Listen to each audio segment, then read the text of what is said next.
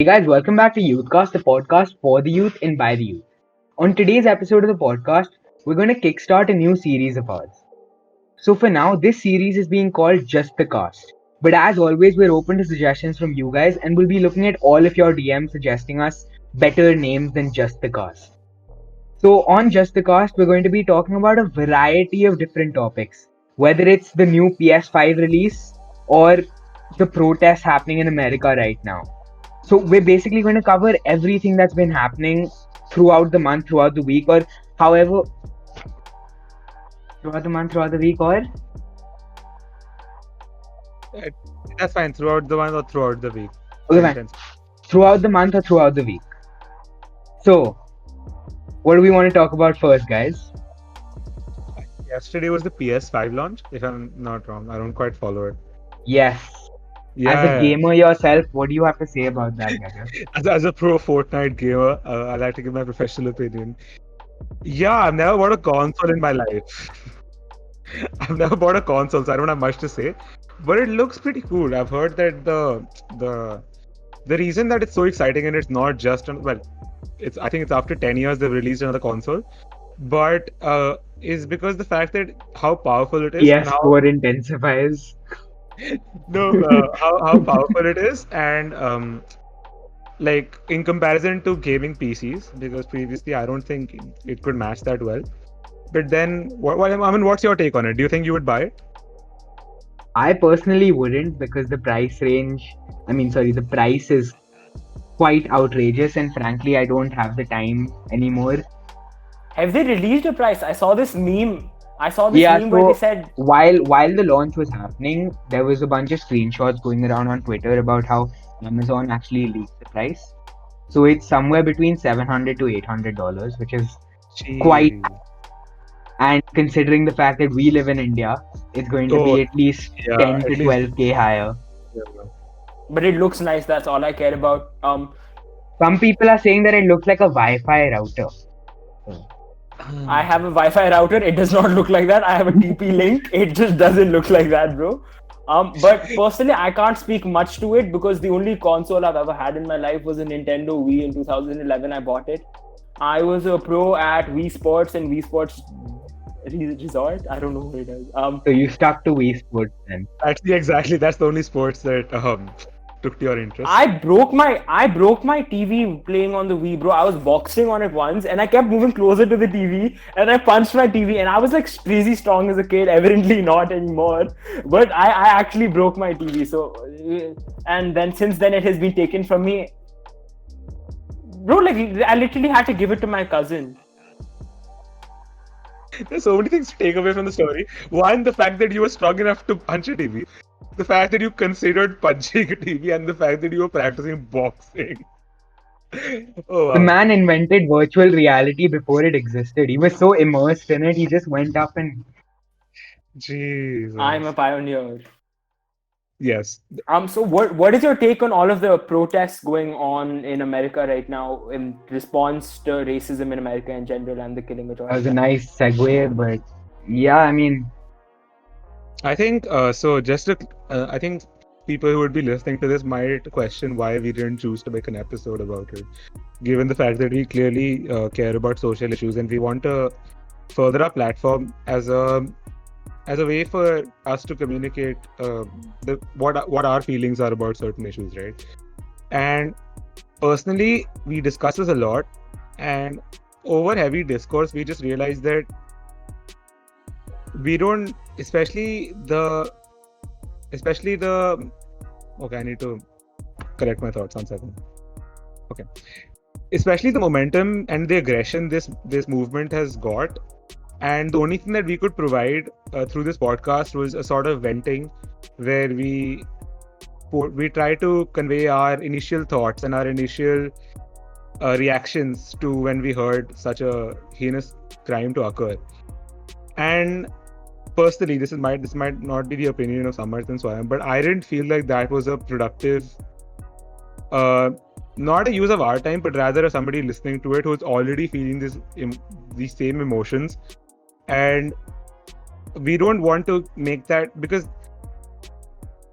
I think what Yajat is trying to say is all of us feel the same way about this, and we Exactly. didn't think that we should dedicate an entire episode to it. Although it is a situation that has a very high gravity, we don't think that uh, dedicating an entire episode to it would have any benefit towards us or to you, since all of us would, the three of us would just vent out our anger about the entire situation, which is being done by pretty much everyone at this rate, at this point. Yeah, and we wouldn't be able to add any valuable insight towards it. I think the Yeah. only thing I personally believe in is Yeah. don't ever destroy what the movement stands for, right? So if you're protesting Black Lives Matter, while protesting, don't injure black owned businesses, don't own anyone, like it is irrespective of anyone's colors.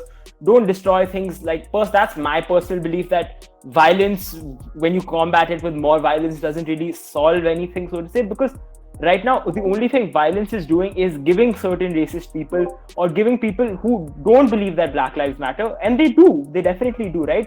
It's doing is giving people who don't believe that like an opportunity to say no, this protest is not okay, they're destroying stuff, they're looting stuff, that's why we must stop the protests, we have to call in the National Guard, all of that stuff. It only gives people like an outlet to say bad things about the protest in the first place, because I don't think anyone can ever say that people protesting for equal rights is a bad thing. They can only say that rioting and looting is a bad thing. So as long as you stick to what the movement actually believes in, I think no protest should like be taken in a bad way, and it should always be handled in a positive light. Yeah, so you talked about Jumping back, looting, and one second. I just have to add. Jumping back to what my initial point was, and now that I have the time to collect my thoughts, what I essentially meant was that already people are having very aggressive thoughts and aggressive first reactions to it, and listening to our podcast would just act as a catapult to that, basically catalyze that into something that we might not think is the most productive action to the movement. Like we don't want somebody to listen to our podcast, and which is essentially just us venting and not providing any intellectual insight into the situation, to go out and do something or something aggressive that doesn't really add to the movement. And that's why through this section of our series, we just like to say what our small little insights were, and instead of sort of, since we've had the time to collate and analyze the thoughts and analyze the situation. Samarth, you were saying? yeah, so Swayam talked about how people were looting during the riots, right? So what do you guys think about people exploiting this entire situation and just robbing high street stores, stealing thousands and thousands of dollars worth of stock? Yeah, so what are your opinions on that? Well, I think it's wrong. I understand that people are angry right now. People want to vent out their anger and all of that. They're angry. They need to take it out somewhere. But I don't believe that hurting anyone or hurting property or in general just causing havoc is a good solution to any of this stuff, right? There's so many peaceful methods that are also being employed by so many great people across the US and across the world. I've personally signed at least 20 petitions, and there's so many things which are actually making a positive impact or putting pressure on local politicians and stuff like that to bring a change. But when you do things like that, for example, Nike a day before their store in Minnesota actually got looted and burnt to the ground, they said that we stand with the protesters, and the very next day their entire store got burnt down, and it was just a mess inside. Someone took a video, posted it on Twitter. It was a mess, right? So that became a topic of a meme, and then things just take a turn from worse from there. Whenever you get anyone an option to criticize the movement when there isn't really much to criticize in the first place. I understand what Swayam's saying, and that is the major sentiment. But I also, just to play devil's advocate here, I think the one thing that we're not doing is that we're taking this movement in isolation, right? But if you look at what was trending in the news before this movement, it was the fact that due to the coronavirus, due to the COVID-19 pandemic, the unemployment rates in the US were skyrocketing, right? So from the context of people who were getting major layoffs, who probably couldn't make this month's rent, and they had eviction threats and all of that stuff, and they had to put food on the table essentially. If you see this opportunity, and yes, with all due respect, I understand that doing this is ethically wrong. But one thing we've learned from the virus is that people tend to put themselves before anyone else. And it's so that in that case, I can possibly understand the mindset of one looting. So I don't think it's very easy to put somebody in black and white in sense that, oh, the looters are just Yeah, taking. so what you're trying to say is that there was a lot of pent up anger, and the Exactly. protest sort of Yeah. acted as like a release valve for it. Yeah, which may not. So Sorry, go on. I was also reading this article about like the psychology of why looters actually choose to loot, and I was reading that they see it as a form of putting themselves on the high ground, or like empowering themselves. So like in this case, they're trying to reclaim the dignity from after the decades of abuse from the police, from the white a long time ago, and sometimes even now. And I thought that was really interesting. Now I'm but honestly pretty terrible with segues on this podcast. No, and no, I no, feel no. it's weird. No. Regarding what Swayam Samarth said, I feel like we're addressing one part of what the movement was, which was sort of release of anger against racism in America. But the other aspect of it is police brutality, and I feel like this is not spoken about enough because it's sort of like when these incidents happen, people speak about it. But And it's very prevalent in a country like ours as well. exactly, and it's just a couple of observations that I had just to start things off. Like 3 weeks ago, for 1 month ago, people were literally scrambling for PPE and all of this stuff, and suddenly one call and all the police are on the streets with this high-tech gear, with all the PPE that they need, all the masks. And then it's like, maybe I'm looking at the wrong side of the story and I'm partly informed, but it looks a bit fishy to me as to where all these resources suddenly came from and what the power of the police is in America as well. But you talked about like the availability of masks and stuff, and just like it's not exactly related, but one thing like I saw many people talking about, including like Ben Shapiro and some other conservative voices, who they said that like the media was entirely focusing on the shortage of PPE, on coronavirus, on how the US is failing to combat coronavirus, and now there's not a single mention of it even once. It's like the coronavirus is completely phased out of the US mindset. Exactly, and it's like one of my relatives live in the US, and it's actually ridiculous how well the movement is quite prevalent, and we all understand the message, but the pandemic, in all rightness, still continues, right? And it's not like the effect of the pandemic has lessened, but apparently the minds of the American people somehow it has. And they expect this mindset to somehow change the situation, but this is really not a case of if you think and manifest it happens, because like restaurants are opening, people are basically resuming normal life, and I don't know, from a third and I just looked it up. They now have over 2 million cases, which is like 10 times India's.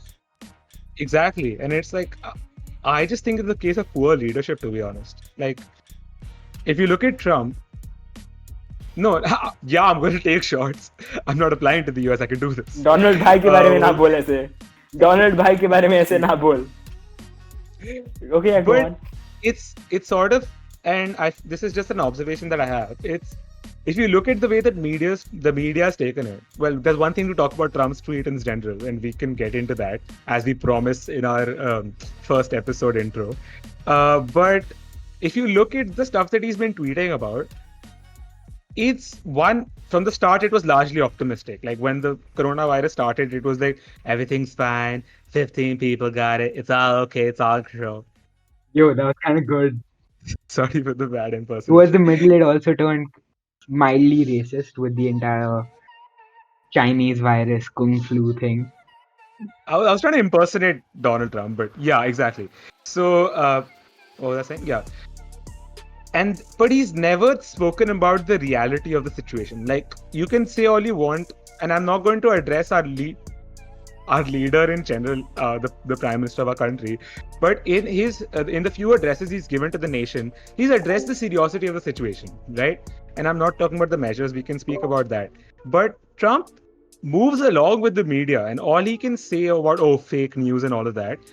He's like an influencer. He just goes along with the news cycle, picks up what's trending. Trump's an influencer. You heard it here. Tag YouthCast. Uh, but it's like he's almost going like the media starts speaking about the coronavirus outbreak, and suddenly Trump doesn't mention it in his tweets. And it's like, you're still the president. You're not a news reporter. Or like, I don't get it. People are still, it's getting worse. So it's like, I don't know. That's just an insight that I had from a third person perspective. No, I think I understand why that's happening. He was elected on he's a political outsider, right, so to say, and he was elected on what you could possibly call like a populist platform, right? His entire campaign was quite populist, right? So because he's like relying almost entirely on his fan base, he's like, I'm not going to say pandering, but he's trying to please them, right? Yeah. Like what his followers or what his supporters are saying, he's trying to give the people what they want.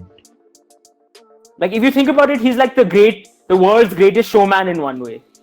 And like I just had a picture of Donald Trump and Hugh Jackman together, bro. That was Jesus Christ. No, but I think the point Yajat was trying to make is that it's sad that he's the greatest showman or whatever, because he's not meant to be like this TV host, celebrity news type person. He's meant to be the president of the United States. Tell me this: have any one of you ever seen The Apprentice? No, but I've heard he was on. Yeah, same. Bro, it was his show, bro. He just took like he adopted people for like a day and he was like the Gordon Ramsay but like of real estate and business, bro. It was mad. Good show. Yo. No, speaking about this, if you guys think this is interesting and you want us to do a podcast on each of these specific topics, you can feel free to mention us, because I just realized I think Trump would be quite an informative topic. But the thing that I was extrapolating from Trump is the fact that the reason I think this is so important, like, to be honest, if this was in North Korea, feel bad to the people of North Korea, but it's not an extrapolation to the rest of the world, right? But the thing about the US, and this might be the sad or the unfortunate or the fortunate part, what happens in the US is sort of representative of what the world is, because we sort of copy Western culture to a way. Like in any view, whether it be pop culture or whether it be, one could say, political alignment, you can see the fact that in certain ways we are sort of mimicking the ways of the US, and that's why I feel this is so troubling. I guess so. So now that we've talked about that for a bit, I'm going to do a super awkward segue into something else that was trending. I really need to learn how to make these segues. Ever since our second episode, Conspiracy Theory Debacle, where we had the worst segue of all time. Check that out if you haven't yet. So we're going to be talking about... Nice. Okay, go on. So today morning, something that was trending on Twitter, number 20 in India, it came down till number 15 for a minute or two also, was cancelled 10th ICSE boards. And the super cool thing was that it was actually organized by all of our parents, like parents of people who go to our school. And it ended up being really big. Like, our parents reached out to parents across 3 or 4 states. It wasn't, basically what I'm trying to say is that it wasn't just parents of our school circle. It was parents from Delhi, it was parents from Kolkata, it was parents from Maharashtra, it was parents from all over India that just care more about the safety of their children than the exams. So 24,000 tweets. One second. So just for somebody who doesn't know what hashtag cancel ICSE boards is, because not everybody is in 10th and cares about ICSE boards. Basically, ICSE, the Indian School Certificate Examination, has its board exams. Why do you know this? I don't know. I'm guessing, dude. I mean, we've been in this board for what? 12, 14 years. Jesus Christ. No, Council for Indian School Certificate Examination. Yeah, that. So we were supposed to have our board exams, but they got postponed. At least the last 3 indefinitely. or 4. Postponed indefinitely, and now they've recently been... One sec. How is it postponed indefinitely if we have a date, Samarth? Because we recently got a date, right? Earlier they just said we'll tell you later, and then they went 0 dark 30 for a month, and then they told us in May. You make sense. Stop embarrassing me now. Continue. Please tell us in the comments if you want us to make a Swayam makes a fool of himself compilation. I don't know, dude. This is called interaction with the audience. Nice. I am YouTuber. Okay. Marketer. Yes. What was I saying? Yeah. So we were supposed to have our board exams, and they got postponed indefinitely right in the middle. So around our last 3 or 4 board exams got postponed indefinitely at that point. And now we've got the dates, and they're supposed to be in the first week of July. But given the state of the COVID virus, you can see that the cases are going to peak in July, and hence our parents, along with a bunch of others who believe that the health of students should be prioritized over these board exams, which frankly don't really matter in the large scheme of things. They should be cancelled, and hence, in order to get that message across, they've taken a part in a tweet storm. Okay, so I'm honestly pretty conflicted about ICSE getting cancelled or like them having their exams, because honestly, it's been so long since I've studied that same old geography, Hindi stuff, and like frankly, I have no more need for. I have no more need for those subjects, because that's like it's great to have a base understanding of them. Sure, great. But after a point, like I know I don't want to like major in that in college. Like I have like a set path for myself, and they don't inform knowing igneous rock and meta. That's not even a syllabus. What are you saying, Samarth? That was in 8th grade. Alluvial soil, bro. I don't want to know about alluvial soil anymore. I'm been there, done that. I can't believe I just going to put this on the internet. Anyways, Samarth's editing this, so he can decide the fate. I'm conflicted about if they could happen, because frankly, my pre-boards for the subjects that are left, 2 of them have gone great, 2 of them have gone abysmally. So it's like, do I want them to happen? Do I not want them to happen? And I'm just feeling pretty conflicted about it in general. What about Yajat is a topper? There's no need to ask him this question. Samarth, what are your views on this? I am above average student. I just question the education of our education board, because they postponed the exam. Which tweet did you steal this from? This is my tweet actually. Oh, bro, I got 50 retweets on my thingy today, bro. Nice. We believe you, Samarth. We believe you, Samarth. That's such a like a 2020 word thing. I got 50 likes on my tweet, guys. Nice. Okay, as I was saying, I question the education of our education board, because they postponed our exams indefinitely when there were a few hundred cases, less than like 500 cases. And now that we're going to peak, all of our cases are going to peak in July, they're deciding to put together all of us, put us in one place, make us write an exam that will not matter 5 to 7 years down the line.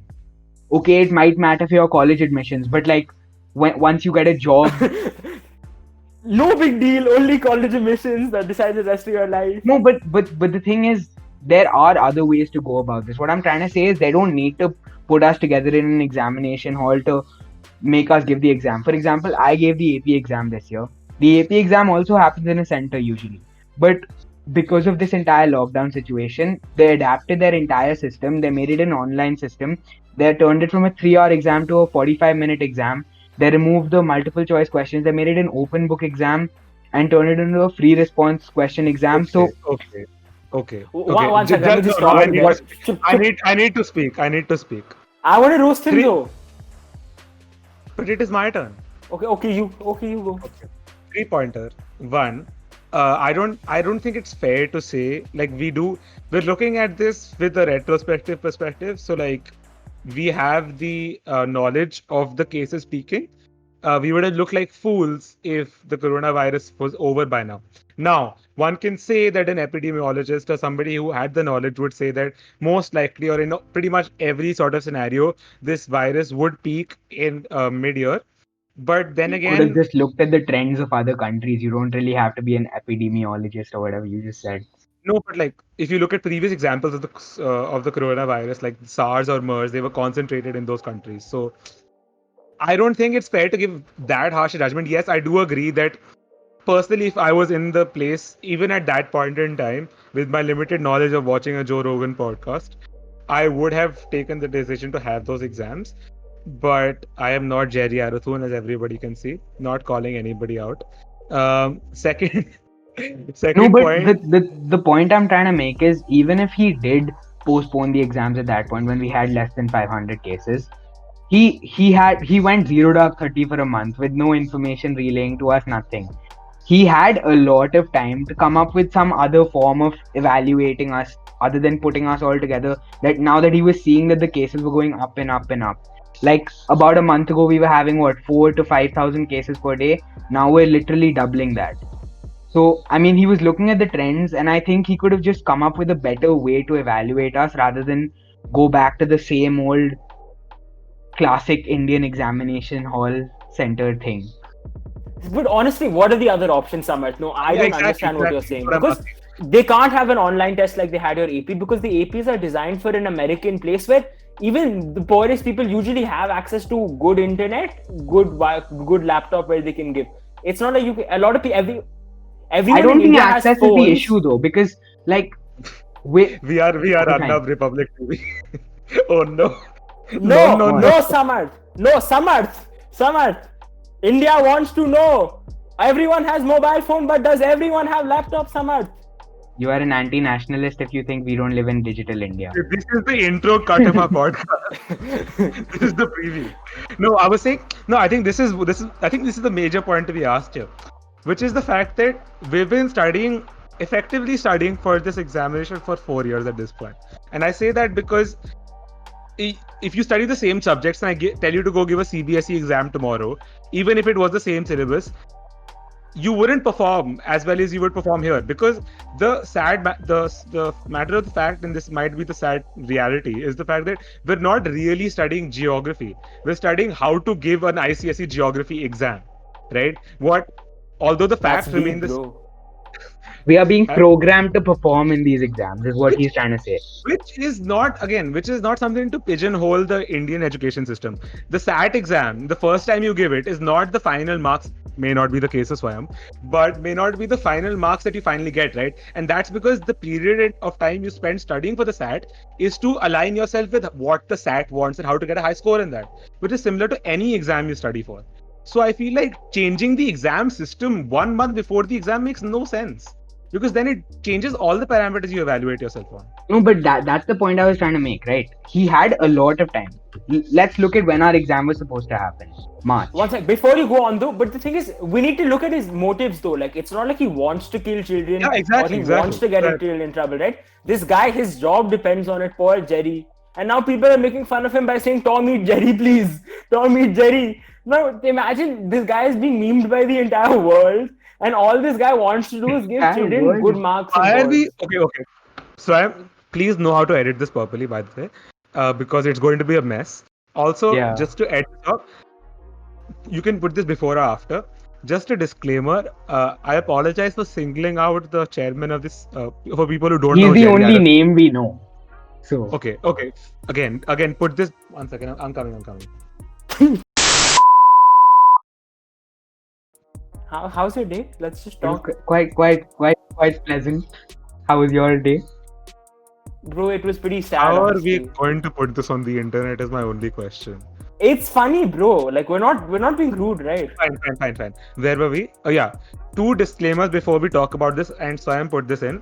One, we'd not like to single out the chairman of the ICSE board, which is Jerry Arathun, because in the following clips we have not mentioned who Jerry Arathun is to the people that do not know who he is.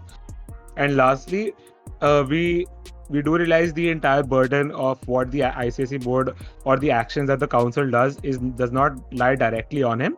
It's just that he acts as a metaphor for the entire board of education. Continue. He's a nice guy, honestly. Like, Yeah, he promotes his wife's books and everything. So no, stop. No, we're gonna get in trouble. we're not putting that. We're not putting that. We're not putting that. Okay, Okay, so the point I was trying to make is we had a lot of time between now and the exams we have to give now and when our exams were originally trying to take place, right? So what I'm trying to say is that he could have utilized this time better to sort of adapt the way he evaluates our exams. So I'm not trying to say change the way our exams are taken 1 month before. I'm saying he had 3. Yeah. I'd like to ask you how many times you went on TikTok to make dances during this time the board exams were cancelled. Please do not comment on how people were spending their time. when you are just doing the, I don't know what the dances are, Throw it back, bro. throwing it back on TikTok. I am millennial. I know everything. Sam.